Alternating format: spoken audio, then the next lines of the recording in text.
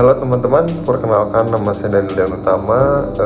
Saya selaku anggota kelompok 9 mewakili kelompok saya untuk menanggapi perdebatan kemarin dan menyimpulkan hasil dari perdebatan antara kelompok 9 dan 10. Dalam perdebatan kami mengenai hak LGBT di Indonesia, pendekatan filosofis dapat digunakan juga untuk menegaskan bahwa sikap pro-LGBT adalah sesuatu yang perlu ditoleransi. Filsafat moral, etika hak asasi manusia, dan konsep pluralisme menjadi dasar utama dalam argumentasi ini. Yang pertama juga ada prinsip kebebasan individu yang dipopulerkan oleh John Stuart Mill, liberalisme. Menurut filsuf liberal John Stuart Mill dalam bukunya On Liberty, kebebasan individu adalah hak fundamental yang hanya dapat dibatasi jika tindak seseorang tersebut merugikan orang lain. Identitas gender dan orientasi seksual juga adalah bagian dari kebebasan individu ini yang tidak seharusnya diatur oleh negara maupun orang lain, ya, bila tidak menimbulkan dampak negatif bagi orang lain. Beberapa lalu juga kita melakukan perdebatan memang kalau dari segi kesehatan mungkin patut ya untuk diperdebatkan soal pro-LGBT ini.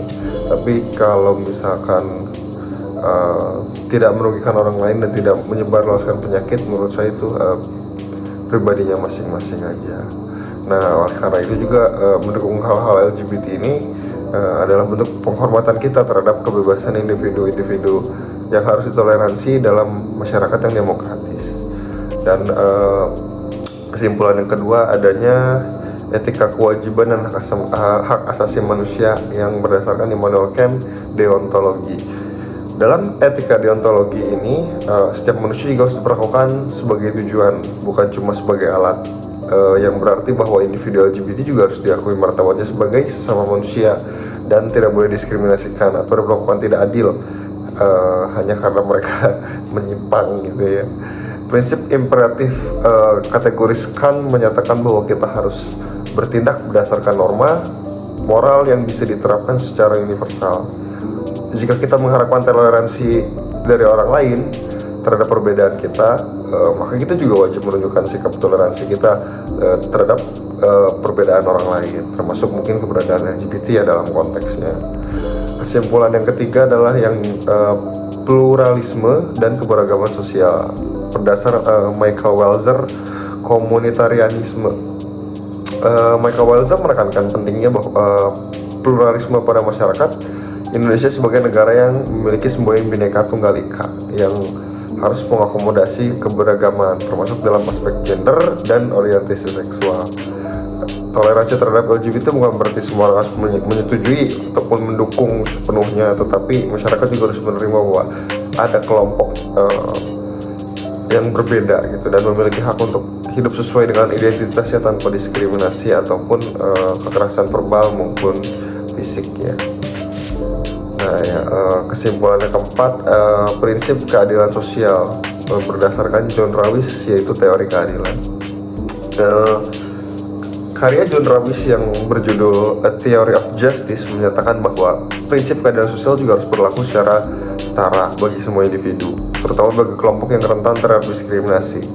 Dalam konteks sosialnya, kebijakan yang adil adalah yang menguntungkan mereka yang paling tidak beruntung dalam masyarakat. Oleh karena itu, sikap pro-LGBT, pro-toleransi LGBT ya, adalah upaya untuk kita memastikan kesetaraan yang adil dan sosial bagi mereka yang mengalami stigma dan diskriminasi.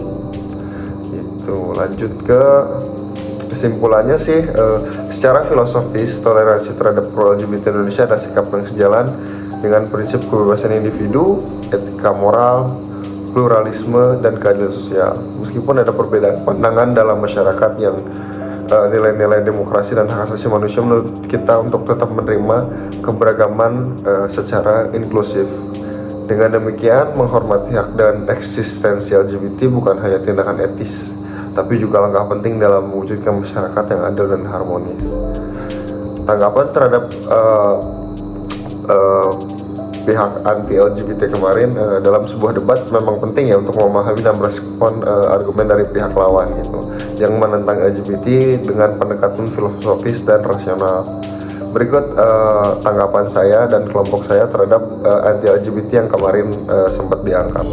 Yang pertama adalah LGBT bertentangan dengan nilai budaya dan agama Indonesia. Tanggapan dari kami adalah Indonesia memang negara yang memiliki keberagaman budaya dan agama. Tidak ada satu tafsir tunggal tentang moralitas yang harus dipaksakan kepada seluruh masyarakat. Prinsip pluralisme juga dijelaskan oleh Michael Weiser tadi, menunjukkan bahwa dalam masyarakat majemuk keberagaman juga harus sangat dihormati.